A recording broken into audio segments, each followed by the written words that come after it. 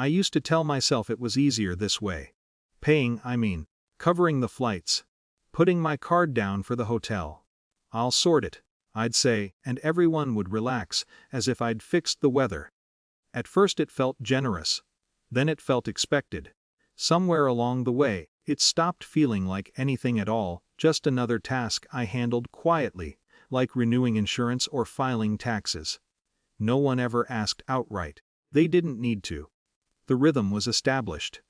When trips were discussed, amounts were mentioned loosely, in passing, and then eyes slid toward me without fully looking. I'd nod, I always did. I told myself families help each other. I told myself I earned more. I told myself it wasn't worth the awkwardness of saying no. What I didn't tell myself was how small it made me feel to be so useful. The comment came one evening when they thought I was out of earshot.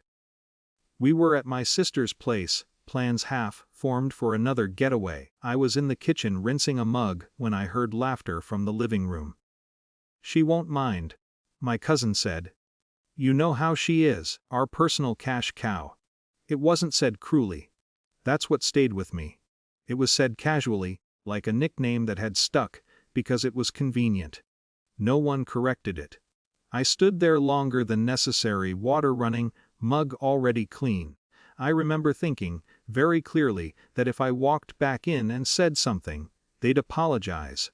They'd say it was a joke, they might even look embarrassed for a while. And then, slowly, everything would go back to the way it was. So I didn't say anything. That night, I went home and did something that felt strangely unemotional.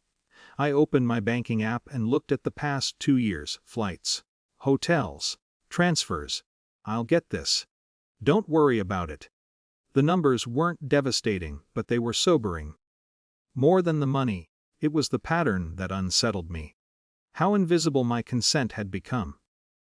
I didn't announce a boundary. I didn't rehearse a speech. I just decided that the next time a trip happened, I wouldn't pay. That was all.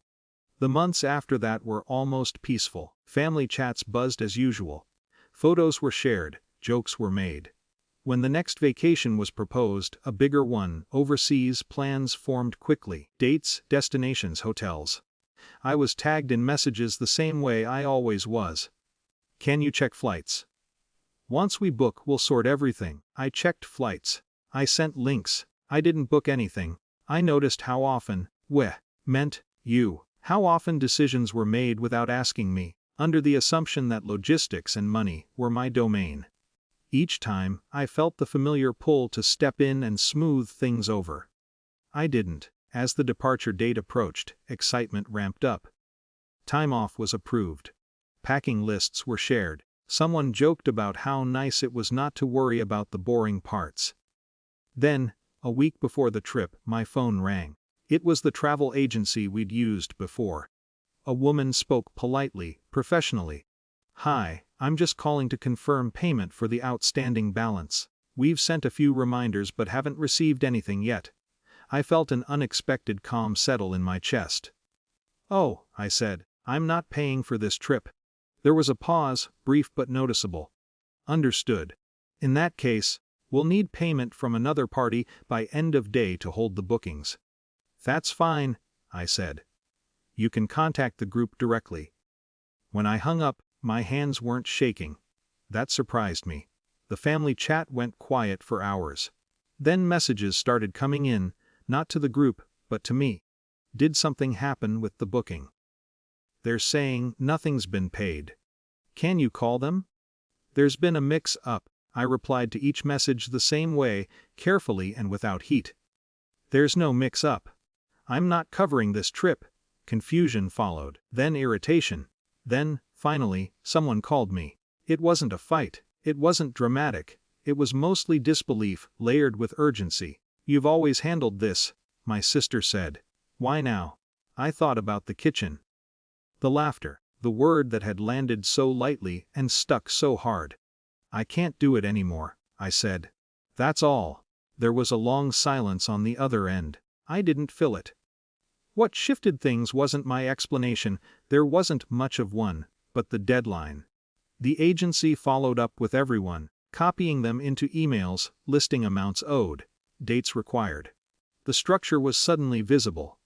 Responsibility had names attached to it. Some people scrambled. Some complained. Some quietly dropped out. The trip still happened, eventually, smaller and more expensive than planned. I wasn't invited, not directly. I didn't ask to be. When they got back, stories were told more cautiously. There was a new carefulness around money, an awareness that hadn't been there before. No one called me a cash cow again. No one joked about it at all. Our relationships didn't break, they changed shape. Some calls came less often. Some warmth cooled. But something else grew in its place, a steadiness I hadn't realized I was missing. I didn't win anything. I didn't teach anyone a lesson they'd admit to learning. I just stopped agreeing to a role that was costing me more than money, and somehow that was enough.